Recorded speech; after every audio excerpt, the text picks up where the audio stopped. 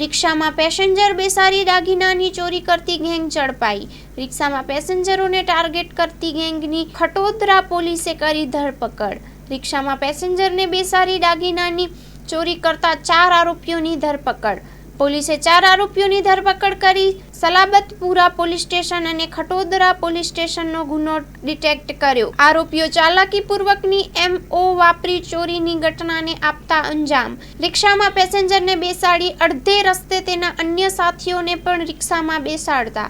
અન્ય સાથીઓ રિક્ષાની આગળ પાછળ ફરતો જેથી પેસેન્જરને સ્નેચરનો ડર બતાવતા। રિક્ષામાં બેસેલ આરોપીઓ પેસેન્જરને આગળ પાછળ કરવાના બહાને દાગીના તેમજ રોકડા રૂપિયાની ચોરી કરતા।